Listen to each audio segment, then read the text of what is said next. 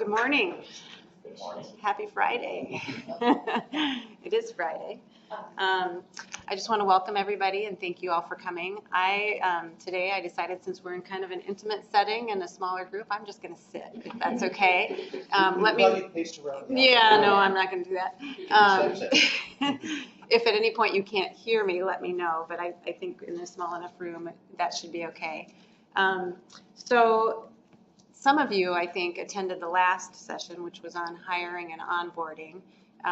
And I think this makes a logical next step in our progression. So after you hire and onboard really great staff, it's not enough to just leave it there. You want to make sure that we are retaining those staff and keeping them engaged. And so this is kind of the next step in your supervisory role in terms of engaging and retaining those great staff that you've just hired and onboarding. And it is something that you really have to be deliberate about, and sometimes we lose track of that. So once you have the staff here and they're onboarded and you know they have their assignments and they're off to work, it can be easy to sort of lose track of the fact that we as supervisors have to be deliberate in our attempts to make sure that they have what they need, that they're engaged, that they have the resources, and that you're developing a relationship with those staff to keep them motivated and engaged. So we'll be talking today largely about engagement and motivation, and then also how rewards and recognition plays into that. So thanks again for investing your time and your energy to be here today. I know it is an investment of your time. I think it's worth it as a supervisor to invest that time in your own development, and that will pay off, rewards in terms of your staff remaining motivated and loyal to the organization. So as you may know, based on the microphone that's sitting in front of me, we are recording today's session, which we normally do. And that's so that supervisors who aren't able to be here in person today can view this recording later. So what we're capturing is the screen and the audio. So we're not capturing a video of the room. You're not going to be on camera. It'll be my voice. If there is discussion that we have, that will be captured in the recording. We do have the ability to edit that out if for any reason we're discussing anything, a sensitive situation, we can edit those things out. So you don't need to worry about anything being more public than you're comfortable with it being.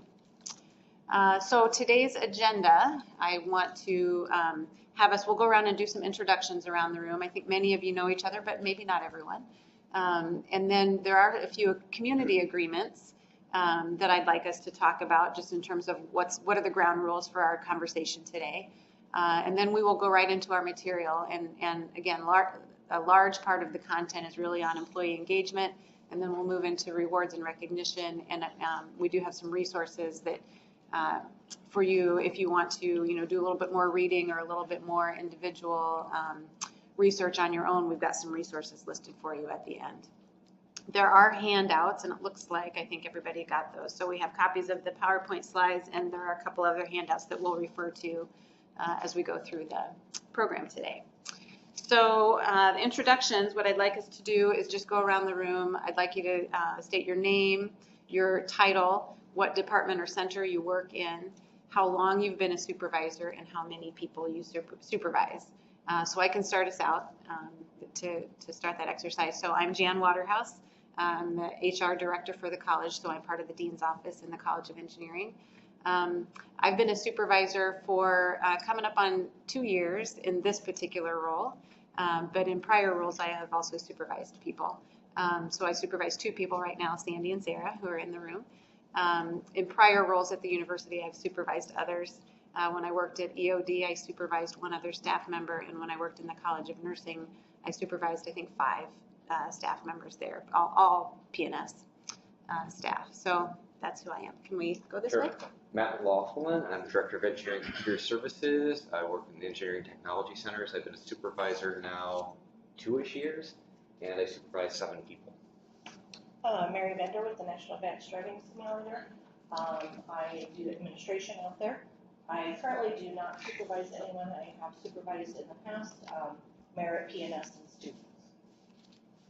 Sandy Gerard, College of Engineering Administration, Dean's Office, HR Administrator. I don't currently supervise, but I have in the past as well, merit and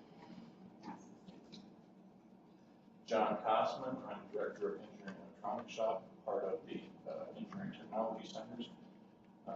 Been supervising people for somewhere around 2 to 3 years. And I'm up to 5 staff members now.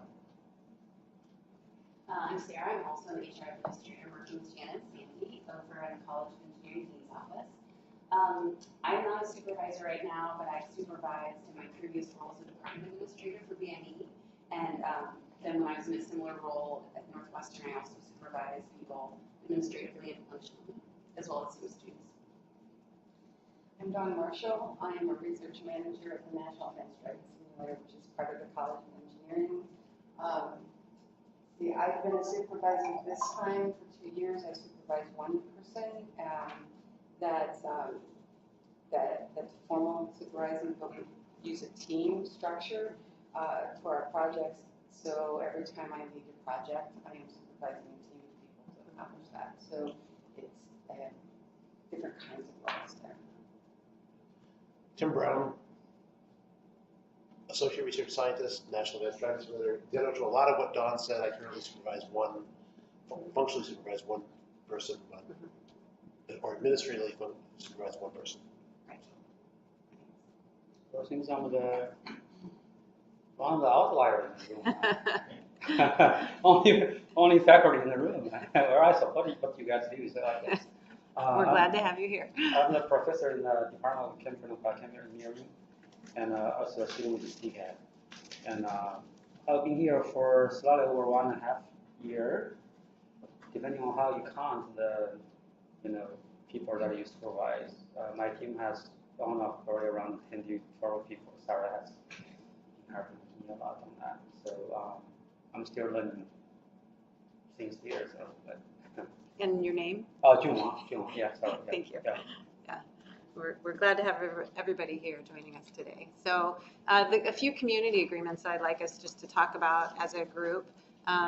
So for the conversation today, we are all colleagues. So we do have a mix. We have faculty and staff. We have administrative staff. We have HR staff. We have technology staff. We have researchers. But for purposes of today's conversation, we're all here as supervisors and people who want to learn about how to increase our supervisory skills. So we're all colleagues, regardless of differences in rank or title or any of that. We will maintain confidentiality. So if there are certain scenarios or topics that you'd like to discuss, I would ask that you don't use people's names.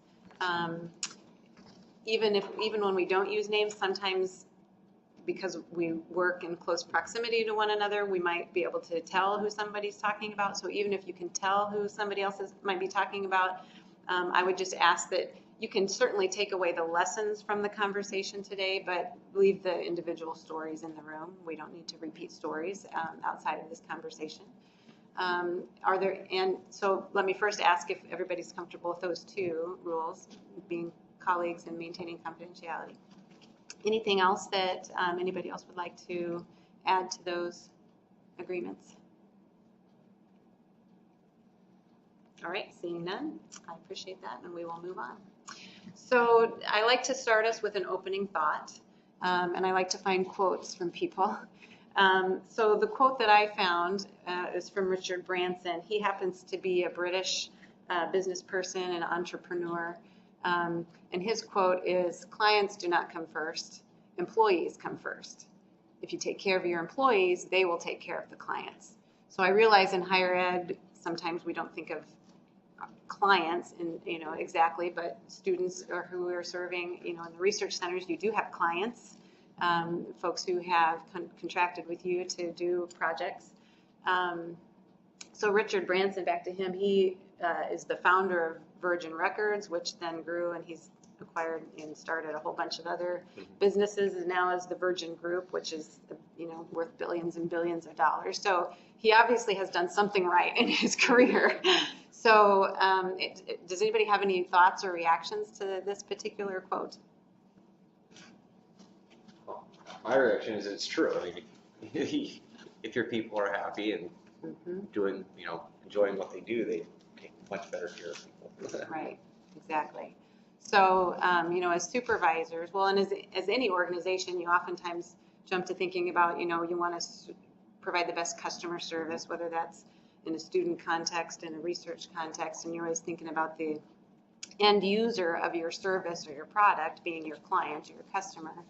And it might be easy to lose sight of who's actually providing that service, our employees, our staff, and our faculty. But I think it really is true. If your employees have a good working environment and really care and are passionate about what they're doing, they are going to be providing excellent customer service without you having to tell them to provide excellent customer service.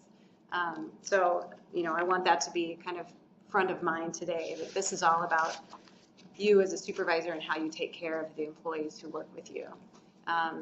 Another quote along the same lines, the way your employees feel is the way your customers will feel. So same kind of sentiment. Sybil Stershik is an author and a speaker who specializes in HR issues and especially employee engagement. Has a consulting company that where she consults on those topics. So again, another, what I would say, expert in the field. So then to start us today, I wanted to play a clip from this video. The first question is, we talk about employee engagement a lot. So what exactly is that? What do we mean by employee engagement? This video, the talk that I'm going to play here, at least a portion of it, is by Dr. Ian Crawford. He's a professor in the Tippie College of Business in the Management and Organizations Department, and his area of focus is engagement. So he's done a lot of research on employee engagement. This particular talk was one that he was giving to a group of HR professionals on campus when we were talking about the Working at Iowa survey, which is an engagement survey, helping us to measure engagement levels on campus among our faculty and staff. But so he starts out this talk by just giving an introduction about what employee engagement is. And so I want to play about the first 3 minutes or so of this talk to kind of introduce the subject by a subject matter expert. So we'll play this. A lot of people, when they hear the words employee engagement, they have very different reactions. Many people say, oh, this is just the latest corporate buzzword or a management fad. I think Scott Adams, the creator of Dilbert, captures it really well.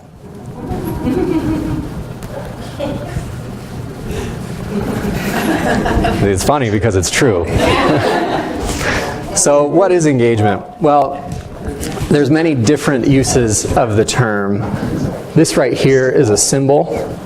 Several years ago, I cashed out all of the savings that I had to buy one of these and to present it to my sweetheart as a symbol of the commitment I was willing to make of my whole person forever to her. Luckily, she said yes. And 9 years and 5 kids later, including 2 sets of twins, but that's a whole different story. Here we are. Another popular use of the term comes from this man, who, when sitting on the bridge of the Starship Enterprise and ready to jump to warp speed, would raise the finger and, see if I can do it, would say, engage. I worked on that impression for a while. A third meaning of the term is derived from this device right here. This is a yoke, and it's used to harness a pair of oxen together to pull a load. And what's fascinating about it is that when 2 oxen harnessed together and properly trained pull a load, they can pull more than double the combined weight of the 2 oxen pulling alone.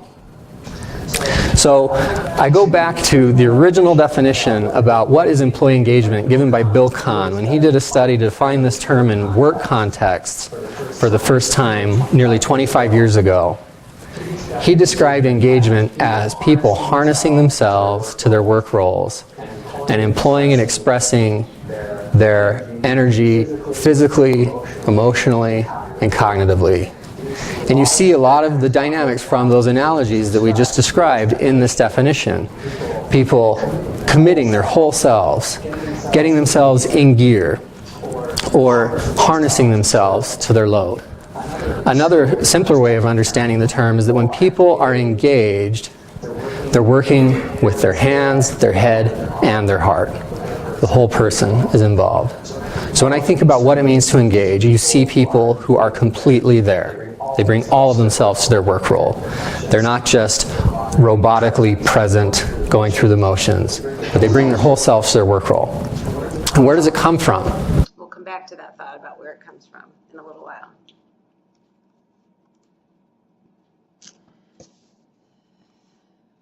So Gallup, the Gallup organization, also does a lot of surveying and research on employee engagement, and they define 3 different levels of engagement that you oftentimes will see in employees in the workplace. So there are employees who are engaged, and they are those employees who, are fully present at work. They are working with passion. They feel a real direct connection to their employer and the organization.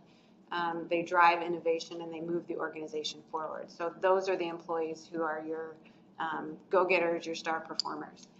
The next level is those employees who are not engaged. So they're present, but they're somewhat mentally checked out.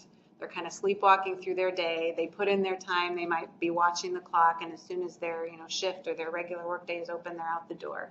They're not bringing a lot of energy or passion to their work. And then there's a category that is actively disengaged. So these employees, they are unhappy at work, but they're not just unhappy at work. They're actually acting out that unhappiness. And their acting out actually undermines the work of others in the workplace. So it's not just that they are checked out, they're actually impacting and impairing the work that others are doing. So obviously you don't want to have a lot of those folks who are actively disengaged. So the Gallup organization has, over time and through lots of surveying in the US and elsewhere, come up with what percentages are typical for US engagement levels. Okay, so I hope you appreciate the little photos I found to illustrate these categories. So it's about 1/3 of the US workforce that is engaged according to their definition. So, boy, I really wish that would be a higher percentage than that. About half, or just slightly more than half, are not engaged, and about 17% are those who are actively disengaged. So, those who are in the not engaged category, there's still hope, because as supervisors, we have the ability, hopefully, to try to move them to the engaged category. Okay, so that's where I would hope we'd be focusing some efforts in terms of the steps and the strategies that we'll be talking about today, using those strategies to try to re-engage that group of employees.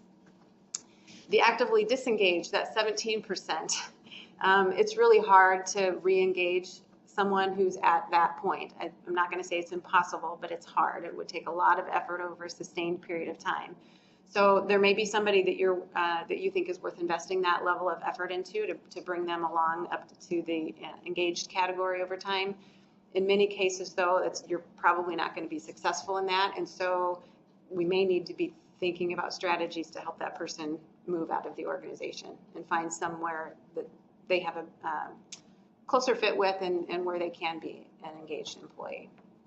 So what we're going to be talking about today is really what can we do to help that 51% re-engage in their work environment. Any reactions to the definitions or kind of your experiences? And again, without naming names, have you seen examples of folks in different categories here? Yeah. I've personally been in all 3. Okay. And can you comment on that? I mean, how did that affect you? Well, being in the bottom category, so stinks. Didn't like being there. I actually prefer being engaged. But, sometimes things are out of your control. Right. And you fall into that category. A good employee that wants to be engaged doesn't usually take too much to bring them back. Right. And you raise a really good point, John, that, one person could fit into, any one or all 3 of those categories at different times over their career, even in the same job, right? I mean, there are some periods of time where you might be completely engaged and energized by a particular project that you're working on. And then when that project ends and something else comes along that, isn't as exciting, you might fall down into that not engaged category. So it's not like one person is going to be in one of these categories forever, right? There is movement. And so, you as supervisors have a pretty big role in helping them move through the categories. Yes. For the third category, you said we're not going to focus that today. Can you? I'm really curious about it because if we see someone personally actively disengaged, and then you said that we should think about to move out. How do we start the dialogue? I think that's the most difficult part, right? Right. Exactly. So, when you have somebody who's actively disengaged, probably you're going to start down the performance management route. So if they're not meeting your expectations, then you start down that path. Setting expectations, making sure that they know what those expectations are, and if they're not meeting them, then we go down the path of, potential progressive discipline and overtime, eventually leading to termination if we get to that point. It's not a quick. It's not a quick process. But from the kind of the project point of view, that's kind of where the money was spent, but it's kind of wasting time and money. Right. And but the same thing in the university is pretty hard to kind of to move a person out.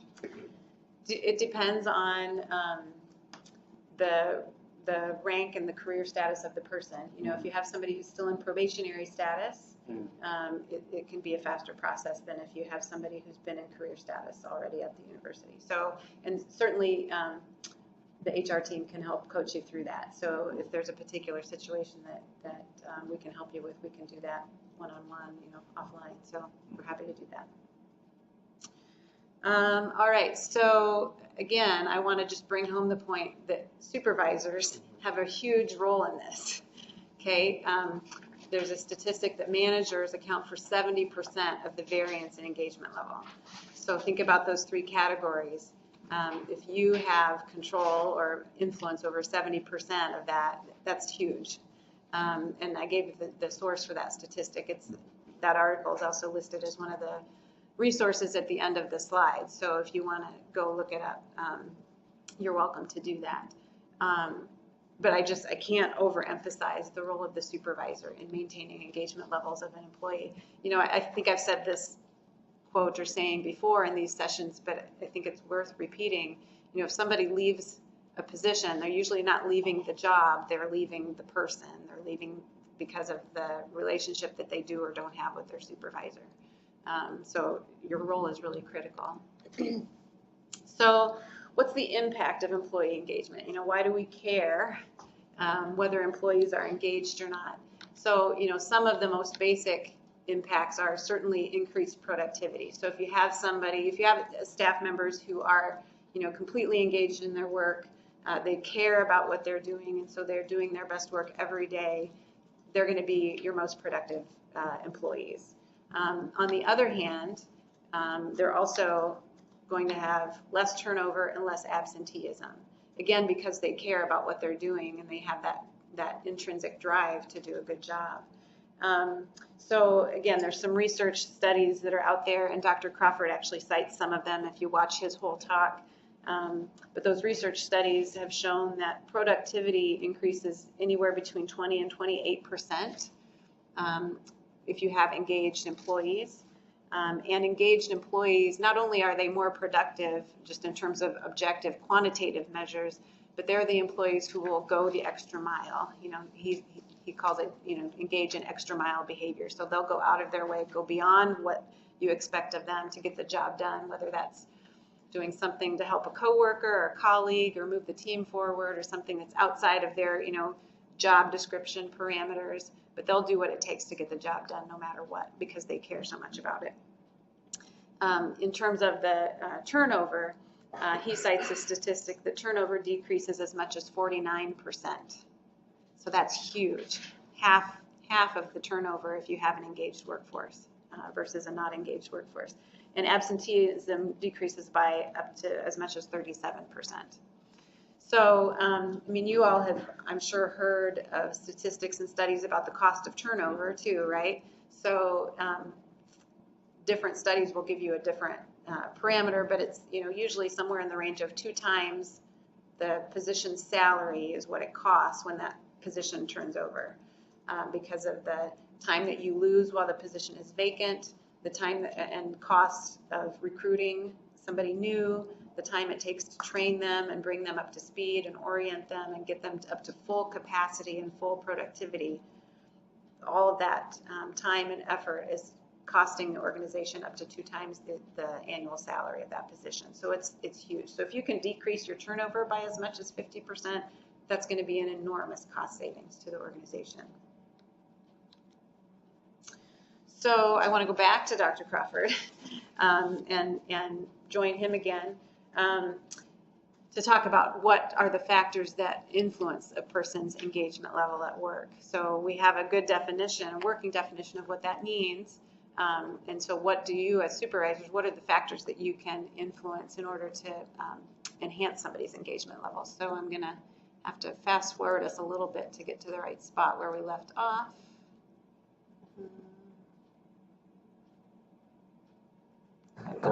Going through the motions, but they bring their whole selves to their work role. And where does it come from? So, as in our analogies, it takes more than one person. It takes 2 to engage. So there's a role for the individuals as well as for the organization. And based on lots of research that has been done, there are 3 main factors that predict whether people are willing to invest themselves fully in their work role. First, when people feel a sense of meaning, or they know how what they do makes a difference in their organization and makes a difference in the world, they're more likely to invest themselves. And organizations can help people know and feel the value of what they do. Second, when people feel a sense of support or freedom to be who they really are, and they feel security, that they can take the risks of initiative without fearing the negative consequences, then they're more likely to invest their whole selves in their work roles. And third, when people feel a sense of competence, that they know what they're doing, they know how to do their job and they do it well. Or if they don't, they know where and how they can find the resources to get better, then they're more likely to fully invest themselves in their work roles. If you're familiar at all with a book called Drive by Dan Pink, he calls these same 3 factors feeling a sense of purpose, a sense of autonomy, and a sense of mastery. And the research shows that as people feel a sense of these things, they're much more likely to invest themselves completely in their work roles. Now, this is where the Working at Iowa survey comes in. If you're familiar with the questions, you'd astutely observe that this survey does not... Working at Iowa survey is not our focal point today, so we don't need to hear more about that. But so the 3 factors that Dr. Crawford has given us, meaning, support, and competence. Again, just to recap what those 3 really mean. Meaning really goes to, does the person understand how the work that they do every day ties to the mission of the organization? And how does that relate to, what's the larger purpose even outside of the organization? How does that serve society, right? So it's really understanding the mission of the work. And you as supervisors can help them to draw that connection. Support really goes back to the relationship that the employee has with their supervisor. Do they feel that their supervisor supports them as an individual, as a whole person? Are they supporting that staff member in terms of the work that they do, helping them to achieve results, helping them to set goals, and try new things? And then competence talks about, do they feel like they're good at their job? Do they have the skills and the resources that they need? Do they have opportunities to grow and develop new skills? So can you think of some things that you as supervisors can do in any one of those 3 areas to help bring somebody along in their engagement level? Any examples? Well, one thing is just that, I do this at my meetings with my staff, to just make sure, ask them every time, is there anything else they need or is there anything I can do to help them with what they're working on? It's one of the things I make sure I always ask. Great.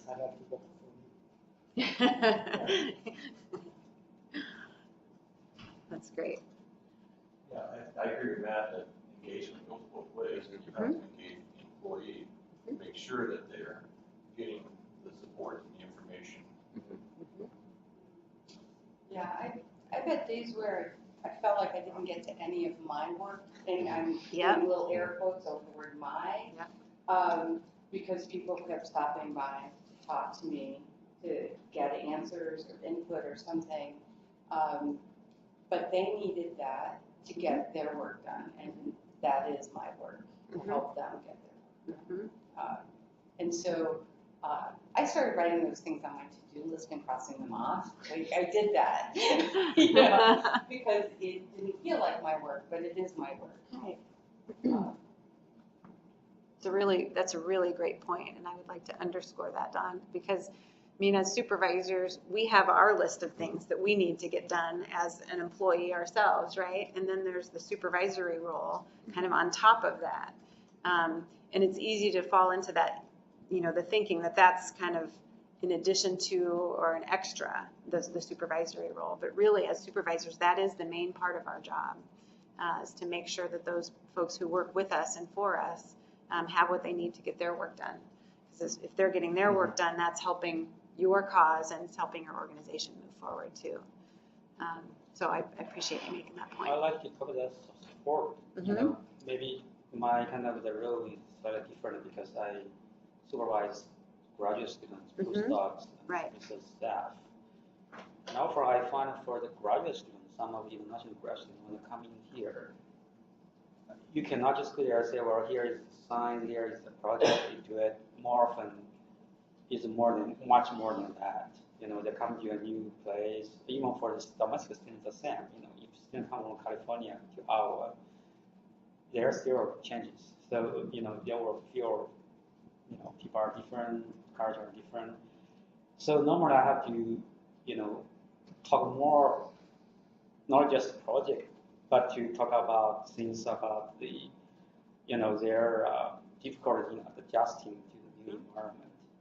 And, you know, in many cases, it's better for international students, they're far away from the family. You know, some of them are getting married, wife or husband have to come here. You have to kind of help them to be patient and things like that. So once they're, you or they will take like 1 year to get a mentor and a physical settled. And then they can really concentrate, engage on a research project. So I just want to share with you that those international students or even domestic students, graduate students coming from West or East Coast, they take quite a bit of effort to do that, to make them feel comfortable. Right. Yeah, it's an excellent point.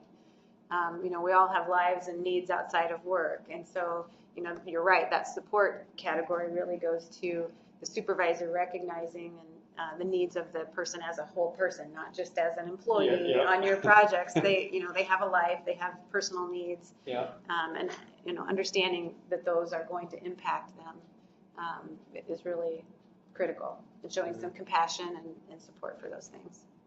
That's great.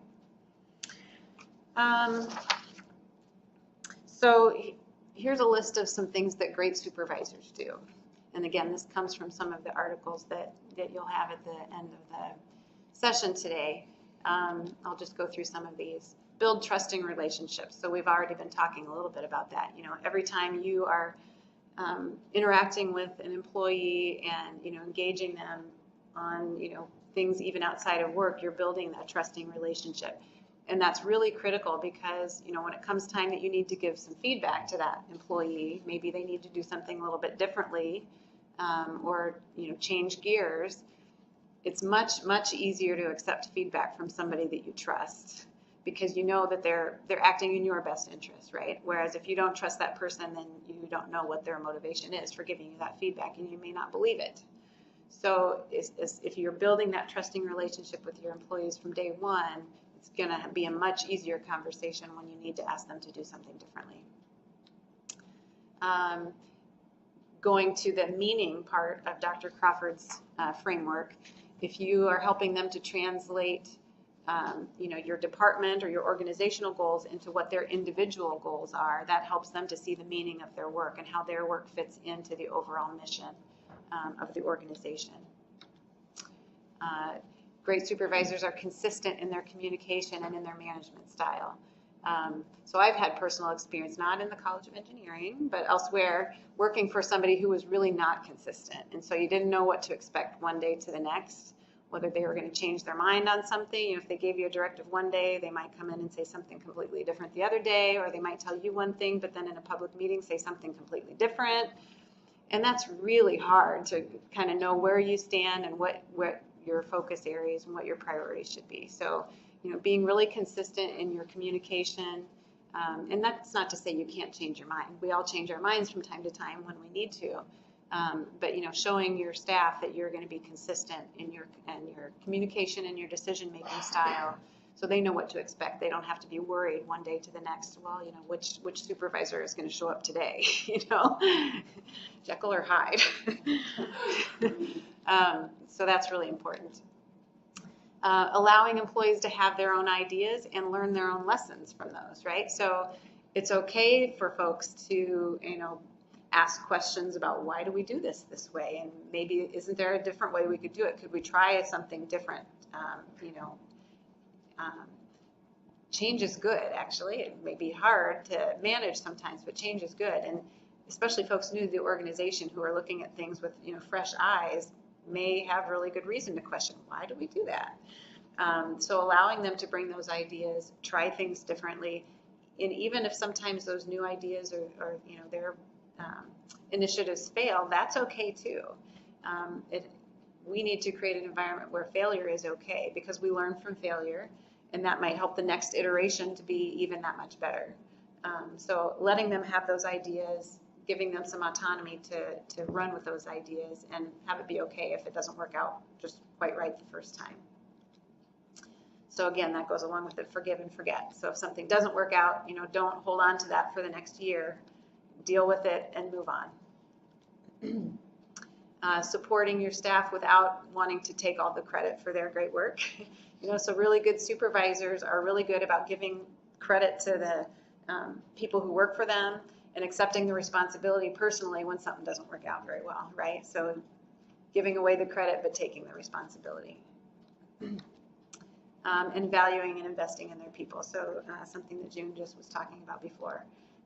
You know, valuing them as whole people, in addition to valuing them as employees or as students, and investing in them. So the investment, part of that goes towards, you know, professional development, making sure they have the skills that they need, investing in their growth, because that goes to the competence part of Dr. Crawford's paradigm as well. Any thoughts or questions or something to add to the list? I want to go back to the trust. Yes. And, the being consistent, that giving someone advice or asking them to change puts them in a very vulnerable position. And so that trust is very important, because if they change something the way you've asked them to do it, then they know you're watching and they know you're evaluating. And that feels very vulnerable. Right. And so that's something that I think is important to remember, that we're asking them to be vulnerable when we're asking them to do something different. Right. Very good point. Very good point.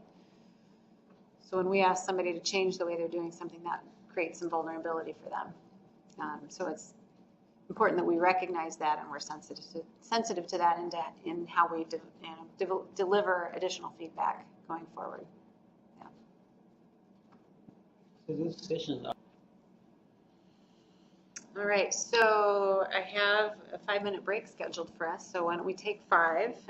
If you want to get some more refreshments, it looks like there's plenty more bagels. All right, we'll go ahead and start back up. So we're going to move into talking about motivation, which is, as you might imagine, pretty closely related to engagement. But, you know, the question is, what motivates good performance? You know, is it a paycheck? Do you think paychecks motivate people to perform well? Yes, no, maybe? Raises? I think Uh-huh. But then that only works for so sure. long. Yeah. For so long, right, Right. exactly. That's an external motivator, right? And we'll Right. talk a little about external versus extrinsic versus intrinsic motivation. So yes, a paycheck can motivate to some extent. The nature of the work, can that be a motivator? Can be. You know, if somebody's really passionate about the type of work they do, that certainly helps to motivate them. Coworkers? Definitely. Yeah, definitely coworkers can. Supervisor? Can, definitely. So, you know, not that I'm an expert in psychology, but, you know, if you've taken a basic psychology class like I did way back in college, you learned about intrinsic versus extrinsic motivation. Which is stronger? Intrinsic motivation is certainly a stronger motivator. So extrinsic are, you know, when you're motivated by some external factor, right, that's outside of yourself. So like a paycheck or a raise or getting a good rating on your performance review or getting the better office or, you know, any of those kinds of things. Those can motivate to an extent, but typically that's going to motivate the person to the point where you know, they'll get that reward and then it's not going to motivate them any longer after that. So it'll get a, you know, minimum level of performance and behavior, but not kind of the above and beyond kind of performance. Intrinsic motivation comes from within, and it happens because somebody really believes in what they're doing. They care about it. They have a personal drive to do good work, and they're much more likely to give their full effort every day because of that personal internal drive. So, you know, and that relates back to engagement and those factors that Dr. Crawford talked about. You know, if you have those three factors, meaning support and competence, you're much more likely to have that internal drive to do your best work. And there are, I mean, you can look up research articles, like a million of them, that talk about motivation and what are the factors that drive or motivate employees at work. And money is a motivator, but there are many other things that have been shown time and time again that actually are stronger motivators than money. Peer motivation is one of them. So if you really identify closely with the team that you're working with and you want the team to succeed, that's a huge motivator. Having opportunities for growth. Okay, so going back to that competence piece that Dr. Crawford talked about. If your workplace has a really strong work culture and you identify very closely with the values of your employer, you know, so you have that personal connection, that's a big motivator.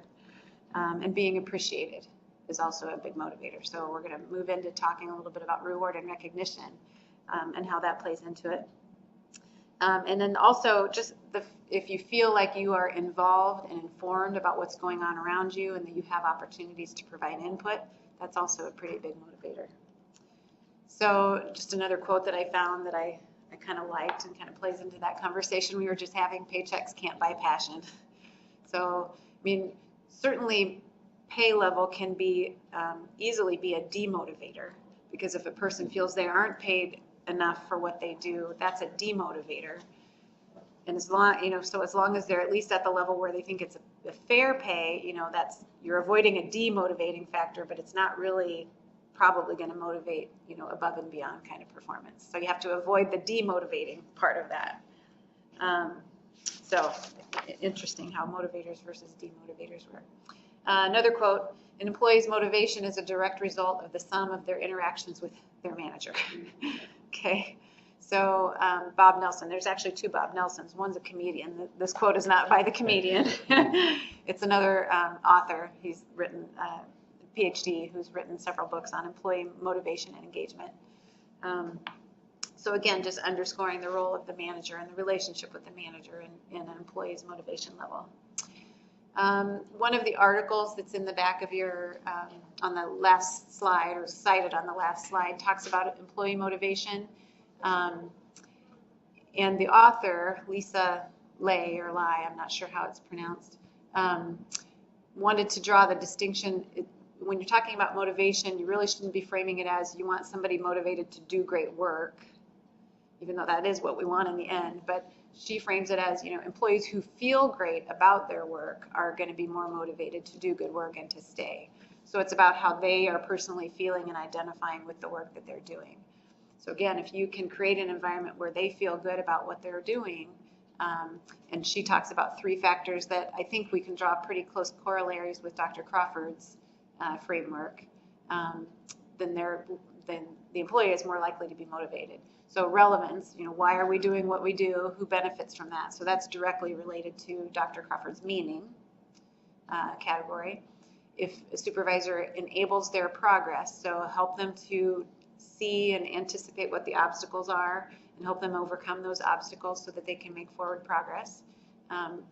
That helps them to feel better about the work that they're doing. And if you show appreciation, acknowledge their contributions, their achievements along the way. So that, those last two go to the support and also the competence that Dr. Crawford talked about. So there's a lot of common themes that we're seeing here, talking through the various different articles and sources. So then if we jump into reward and recognition, because again, we've seen that, motivation is partly related to, an employee feeling appreciated. So why should we reward and recognize good performance? Again, think back to Dr. Crawford's framework. It ties directly back to both support, being supported by the supervisor, and feeling a level of competence in the work.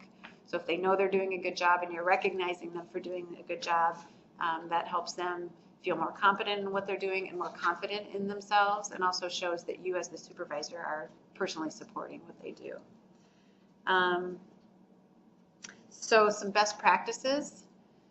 I've got 3 that are listed here. It's certainly not exclusive. Thanks for coming today. I will send us the link. Okay. For your record. Perfect. Yes. Yeah. We will provide the link. And I'll also email you the handouts, because one of the handouts I actually have it in a PDF fillable form version, so that might be helpful to you too. So, Okay. yeah. Sure. Yeah. Thanks for coming. So the first item on here might surprise you, because when have you ever heard an HR professional tell you to be inconsistent in what you do? Probably never, because we're always all about, being consistent and treating people fairly and equitably, and wanting to be consistent in how we interpret policies and engage in practices. Well, here I'm going to tell you to be inconsistent. But what I mean by that is that how you recognize or reward one employee may be very different from how you recognize and reward a different employee, because their personal preferences are going to be different. It's really important that you take into account how the individual prefers to be recognized when you are deciding how you're going to deliver that. So, some people really love to be given an award in a very public setting and, be talked about and have applause and be in the spotlight, right? And so that works for them. You have somebody else like me that I don't like that. I would much rather, have a personal conversation with somebody who tells me that I did a good job or they appreciated something, but I don't want to be the center of attention, because it's just not me. It makes me uncomfortable. So you should be inconsistent in how you deliver your rewards and recognition based on what the employee is most comfortable with. And so that goes to one of the handouts. I've given you the rewards and recognition survey document. And there are other similar, tools out there. You can do Google searches and find lots of different ones. I kind of tried to pull together one that I thought brought together some of the most important items. And I do have this in a fillable PDF form, so I will email it out to you afterwards. So if you wanted to use it as a PDF and have staff members fill it out and send it back to you electronically to save for your own record keeping, that will work. But so the first question asks them, how do they prefer to be recognized? So would they prefer a personal note, verbal acknowledgement, having lunch with the supervisor, participating in a committee, having professional development opportunities or other increased responsibilities at work? And there might be many other things that somebody might list there as ways that they would want to be recognized. The second question is, what type of setting are you most comfortable? Private setting, a small team meeting, a public setting, maybe they don't have a preference, maybe there's something completely different. And then, a place for them to write any other comments or information or suggestions that might help you know how to recognize them. And then in the last area, I gave a place for them to list some of their favorite things. So in case you wanted to leave somebody a candy bar or something on their desk with a personal note, you might know what their favorite candy is or something like that. Or if you're going to have a pizza party for a team after completing a project and you know everybody's favorite pizza toppings, you could look at that and decide what kind of orders to place. Anyway, again, we could add to this, you could ask different questions, but just taking the time to get to know what each individual would prefer, I think will help you to be able to make that recognition more meaningful to each individual. So that's what I mean by being consistent in this case. It's not a general HR rule, but in this case, you can be inconsistent. You should be inconsistent. What do you think about frequency? How frequently should you recognize folks for good work? As frequently as needed. Yes, exactly. As often as it happens, right? Which is hard because in our daily work schedules, we have a million things to do, and it's hard to, remember to take the time out of your day to stop and say thank you to somebody. And sometimes that's all it takes. It's just, a 10-second conversation or a pat on the back. That was really great. Thanks a lot. I appreciate that. There was one tip that I read at some point along the way as a reminder or a motivator to kind of always be giving people recognition and appreciation is to start out your day with a certain number of pennies in your left pocket, whether it's 5 or 10 or whatever. And every time you thank somebody or acknowledge an accomplishment or something, you move 1 penny to the other pocket. And so you want to get all the pennies moved over by the end of the day. So, be realistic about how many pennies you want to start with. But, just a good reminder. We want to be delivering that kind of recognition and appreciation all the time. So you don't have to wait till there's some great big project that's been accomplished, but if somebody, helped out with a particular thing at a meeting, thank them for that, and that goes a long way. I think that also inconsistency comes back to being, if somebody gets candy bar every week, eventually that candy bar is going to become meaningless. Right, exactly. So you also want to change up, or I would expect you want to change up what you do. Exactly. The way. Yeah, very good point. Very good point. Yep, very good point. And then the method, there's lots of different methods for recognizing employees for what they do, and it doesn't always have to cost money, right? Just the thank you, a personal note, an email, many things can be zero cost or very low cost, very simple things, but it still makes an impact on a person's day when they've been recognized by their supervisor. So I think this is the next slide. Well, okay, so not quite yet, but do you all have ideas or methods that you have used to recognize employees that you are able to share with one another? Because, there's a lot of supervisory experience in the room here. So if you've got best practices or things that have worked really well, I would certainly welcome you to share those.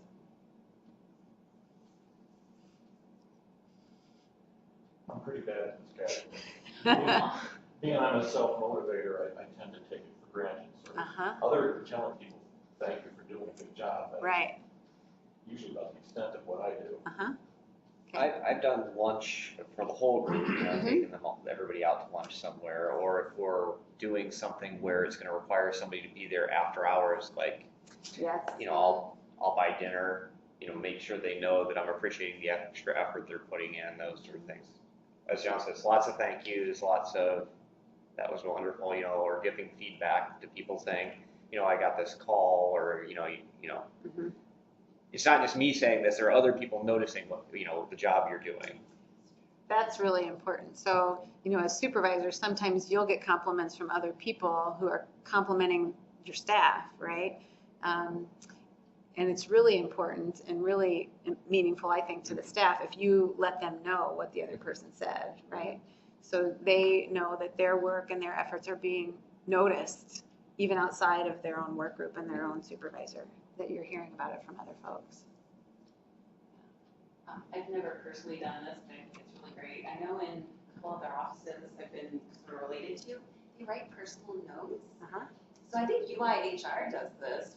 For some reason I know that, I don't know. And then I know I think University College did it, some of the staff. Like you would get like a little personal note or something like stuck to your cubicle that was personally written in ink, and so I don't know, in the future if I ever supervise again, I'm like, I want to do that. That's nice. If you're good at writing, those, If you're- those notes would take me 3 days to sit there and write and then rewrite and then get the handwriting right. Yeah, and you're like, oh, that sounds weird, and Or it looks horrible, I need to write that again. I want them to be able to read it. Yeah, that's true. Well, on the note front, Yeah. it's something that's shared with our current university president. At least we get a note when you get a journal article published. And so it comes from the president's office. It looks like he hand signs it, but somebody else writes the congratulations on your article being published in whatever journal, which was it's a small thing. It shows up in campus mail. It's like, oh, Right. he added to the stack on the desk, but at that moment it's like, well, at least somebody's paying attention. Somebody noticed. Yeah. Mm-hmm. That's awesome. I didn't know they did that. I didn't either. That's great. Something I've done is, we've got a newsletter that goes just to our staff for the Mhm. project, but putting, yay, they pulled this thing off. They did this really great job, or this person did a really good job with this. And so it's halfway between that That's public cool. thing and the note, but it's, it's letting everybody know, Right. that, and they get to see it, Mhm. but that's something I've done. Cool. And that raises a good point about, public versus private. The form just uses those words, private and public. What somebody considers public might be different than what somebody else considers public, and what a departmental practice might be, might vary from one department to another. So one department might have a newsletter, another department might have an annual awards ceremony just for that department. And so, that is a point of conversation, if you're using this form or something like it with your staff, to really talk about what that means in your setting, what is public. Yeah, good point. Other ideas or things that you've done or you've seen done elsewhere? Well, a couple of places I've talked to, they do like, if somebody does a good job, $5 if it's a Starbucks card or whatever. Just so somebody, it's not just a thank you, but it's a thank you and hey, go get yourself a cup of coffee. It's okay, Right. This reminds me of something, I think they still do it in financial aid. They have this silly fish statue, and I can't remember what they call it, but if you have like a good week or you do something really special, but you get the fish statue that goes on your desk.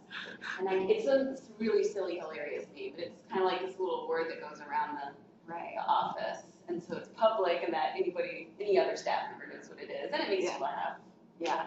I can't remember what it's called. Yeah, I've heard of those things, little Yeah. traveling, There's a moving traveling awards, troll right? bar, Yeah, yeah. that's fun. Yeah.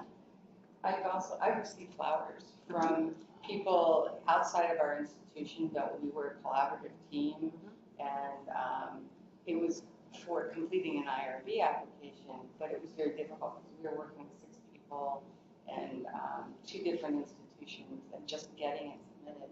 And then I had flowers the next day. It was really awesome. That's cool.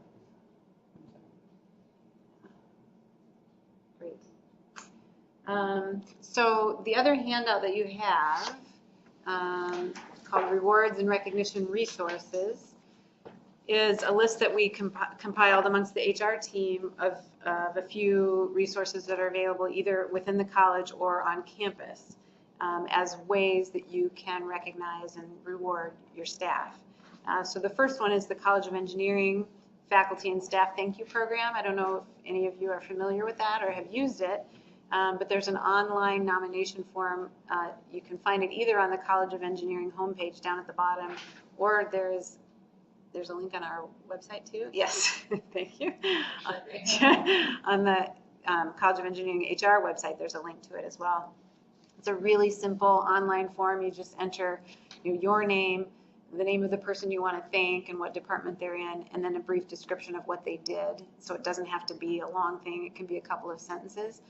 And then that person will receive a thank you note that is personally signed by the dean, and along with a small gift item. So it could be, we have the little plug-in that you can put a USB cord into, like to charge your cell phone. We have little power banks that can hold a charge that you can recharge your phone from.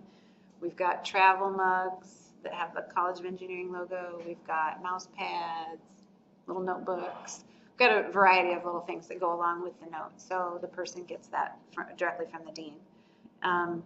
And I mean, we do have some use of that program, but there certainly could be more. So I encourage you all to go use that program. There are staff appreciation grants that are available through Staff Council and UI Organizational Effectiveness, which is part of University HR. And there's a link there to the grant application. And I think it's up to $300 per grant and up to $10 per person who is participating in that program. So typically those are used like if you're going to do a team recognition or a department-wide recognition event, whether it's, you know, a pizza party or you're going to buy water bottles or something like that as a recognition effort. So there's a little money behind that one that you can use. So I encourage you to look at that. There's a few different university-wide awards that are listed here. The Improving Our Workplace Award, the See It and Solve It Award. So if somebody does something that really, you know, is improving a process or making something more efficient, there are awards out there that you can nominate them for. The Flexible Pay Awards. So, you know, everything that we've talked about so far doesn't really involve money going to the person, right? They might cost some money, but they're not getting like a raise or anything. The numbers 6 and 7 and 8 all do factor in some money to that as well. So flexible pay awards are available, either the Exceptional Performance Award or the SPOT Award. And I know we do a fairly good job of using those throughout the college, but certainly a reminder is good. A SPOT Award is a one-time payment. They net $75 after taxes are withheld. And that's, you know, if they've gone above and beyond and accomplished something specific, you know, and you want to just reward them with a little extra payment, you can do the SPOT Award. The Exceptional Performance Award is a little bit bigger. It can be bigger in terms of the amount. So if somebody has really accomplished something that's really pretty significant, you know, the end of a huge project that they completed successfully, it's a one-time payment. It's up to 10% of their annual base salary, so it can be quite large. It does not increase their base salary, however. It's a lump sum payment. We do have limitations on the use of that award, and that's the limitation college-wide and campus-wide is that no more than 10% of PNS staff each year can receive this type of award. So it should be fairly selective in terms of who you're recognizing with that. If that money to pay that award is going to come from a grant, there are some additional review steps. So grant accounting has to review it and make sure that that's an appropriate use of the grant funds. And there's just a note that we don't intend for this to be used as a substitute for annual salary increases, right? So if somebody's regular performance warrants a salary increase and salary increases are available that year, we expect those, you know, salary increases to be made appropriately. So this is not to, you know, take the place of that, but it's in addition to recognize some specific high-level accomplishment. And then there's career advancements and career promotions. So advancement is when somebody maybe has taken on some additional responsibilities that they didn't have before, or they've increased their skill level in a particular area, and you want to recognize that with a salary increase. That does go to their base salary, and it's up to 5% increase, but they're staying within the same classification that they're already in. Promotion is when you're moving them up to a higher level classification, again, because the scope or the breadth of their work has increased, so that, you know, the higher level classification is a better fit for what they're actually doing, and that raise can be up to 10%. And again, that goes to their base salary. There's a few other resources that are available at the link there. That's a University HR webpage that just gives some other tips or suggestions about things you can do, even peer-to-peer recognition, you know, so it doesn't all have to come from you as the supervisor. You know, you can have a peer or a teammate recognize their teammate with a handwritten note, or you know, maybe a thank you program within the unit where at a staff meeting, you know, you go around the table and each person has an opportunity to say, you know, they're grateful for, or they appreciate, you know, about somebody else or what they did, that, you know, to help the team project along. So it doesn't all have to be supervisory based. It can come from peers as well. Does anybody know? Go ahead. Just once a year, or you can do that multiple times a year? Right. It can be up to 4 times a year for an individual, and that has to be at least 30 days apart.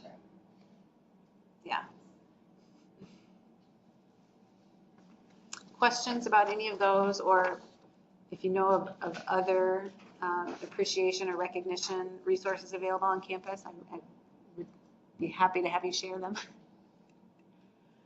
Hit everyone I know about. Okay. Yeah. I would love to see us get some staff appreciation grants.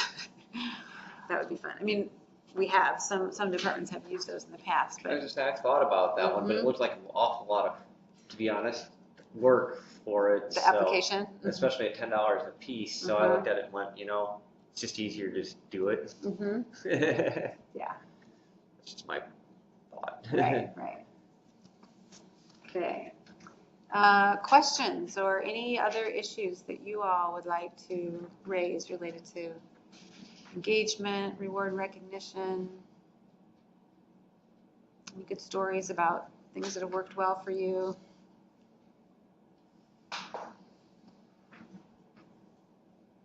When I was in Northwestern, the peer-to-peer thing was kind of making me think of this. We had a couple staff members who would kind of get into these sort of bickering, which minimizes, I apologize, but that sounds a little condescending, but that's basically what they would start doing. And then it would cause other staff to get irritated or bothered or uncomfortable. So I do remember at a team meeting, we did do the go around the table and talk about what we appreciated about one another. And I think a lot of other things helped, but I think that one thing kind of did advance some, some better goodwill among the staff. And I don't know, I think it helped. It was nice. Did each person, was each person expected to say something about each I other? don't think so. I don't think that's what we did, although we were a pretty small team, because I only administratively supervised 4 people, so it was pretty, like 5, including me, is 5 people, so I can't remember, it was a few years ago now, but it did help, and it's fun. I like complimenting people. I am aware of one department within the college that does that. At least they used to. I don't know if they still do, but it was for each person. So if there were 5 people on the team, you'd go around and everybody around the table would say what they appreciated about, team member A, and then you'd go around and everybody would say something about team member B. So it's time commitment, but it also, doesn't have to be a 5-minute long conversation. You can say, I really appreciated that they helped me make copies of something for my meeting the other day when I was running late. So it doesn't have to be a huge thing. For larger team, you could do it like grade school Valentine's. There you go. You can't, that's, yeah. So, what, you can't have people write notes? They do it Not in anymore. daycare. No candy, no notes. Yeah. People might get left out. If you gave notes to everybody but one kid, so they're all there, it's all gone. Oh, you mean the school? Yeah, the schools have gotten rid of that. Well, my children, offspring are too old for me now. But, I can say that I would appreciate that, would have appreciated that one, but, 30-some. Anyway, my point is that if you've got a larger team, Right. you could give everybody note cards and ask them to write something they appreciate about someone, and put it in their mailbox. Or some other location where you didn't have to, like, I didn't have to see people dropping, they didn't have to hand it to me, because some people are gonna be shy about this. But we have mailboxes out there, and you could just put it in there, and then sign it or not, depends your choice. Whether you wanted to know who you were, who was saying or not. Person or not might get some. The idea is that it's a positive. Right, exactly. One person can eat 5 notes and one person. But Oh, I that's just what- Right. Yeah. Well, that's what I'm saying, if we put them in our mailboxes, then there's not really this count, Unfortunately, everyone can see everyone's mail. But also you would know that everybody, you'd see them in other people's boxes and you got nothing. That's true. Well, they could be, you could come up with something nice for everybody. Right. That's the expectation. Right.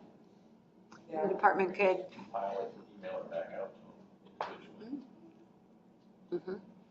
department could maintain a stash of little thank you cards in the office, blank ones. So anytime you wanted to, handwrite somebody a note, there's a stash of cards there available for that purpose. It's interesting, a couple times I've been recognized for something I did not think was that big a deal, like you said, the making copies. Mhm. And it was cool, I'm like, oh, the little things do matter to people, you know? So I think that's important too. Just helps build the team. Well, so one final closing thought, another quote, treat employees like they make a difference, and they will. Okay, so I really like that sentiment. People do tend to live up to our expectations or live down to our expectations, as the case may be. So, you know, if you treat somebody like they are a capable, confident, you know, contributor to your team, they probably will be all of those things. And if you treat them like, you know, they're not so great and they're a problem, they're probably going to continue to be a problem. So again, treat them like they make a difference and they probably will do that for you. So this person, Jim Goodnight, I hadn't heard of him before, so I looked up a little bit of information about him. He is the CEO of SAS Institute. You may know this, I know Matt, exactly what a that is. business analytics software company. So he used to be a faculty member at North Carolina State University, and he left his job in academia to start this company in 1976, and he's been the CEO ever since. And he's now a billionaire. So They're one of the highest rated places to work in the nation. mhm. So, you know, very strong company. Again, so I think he knows something about what he's saying here. And if they're on the list of some of the best places to work, then this philosophy really can make a difference on the bottom line for a company. Something else you wanted to say about him No, or I the was just company? saying, you know, over time, they were the big person in their industry. They're now, we'll see how Yes, the right, joy of competition right, factors in. right. Yeah, things evolve. So I did list a few resources here. So there's a link there if you wanted to watch Dr. Crawford's full talk. I mean, he is talking somewhat about the Working at Iowa survey, but that's a pretty small part. He's talking more broadly about engagement and how to measure that. There's a couple of articles there, links to articles. And then there's a few Quick Coach videos. If you've used or looked at Quick Coach before, or if you haven't, it's available through self-service in the, you know, My Training area. And you can go out there and do searches for any topic, and it's going to bring back video clips for you, basically. And they're people who have done research or, you know, other experts in the field, but they're really short, like 3 to 7 minute video clips on a particular topic. So it's good, you know, just in time sort of information or refreshers on topics. So there's a few there that I think are pretty good related to engagement and motivation that I would encourage you to look at when you have time. So the last idea, I guess, is just I want to leave you with this visual from Dr. Crawford's talk, and I think is a good, just, you know, a visual cue, you know, to go forth and engage. You know, keep this front and center in your mind. I really like Dr. Crawford's framework because those 3 points, they're pretty easy to remember. They're, you know, not complicated. And it really is, I think, pretty easy to think day to day, you know, what can you do that feeds into each of those 3 areas. So, you know, even if you don't have some grand master plan of what you're going to do for the full year to increase engagement, if you're just thinking about those 3 factors and what you can do each day to help, you know, bring people up, lift people up in those 3 areas, that's going to go a long way. So engage. I can't do the imitation like Dr. Crawford did. That was pretty good, I thought. But anyway, thank you for attending. We will make the video available, and I will email out the form so you have that in the fillable PDF. In addition, we will send out a short call to action survey just to get your feedback about the topic and its session and what other topics you'd like to see us talk about. And so we hope you'll respond to that. It'll be real short. And from there, I guess we're going to give you back about a half an hour of your Friday, and I hope you'll have a great weekend. Thank you. Thank you. Go back to there. Stop.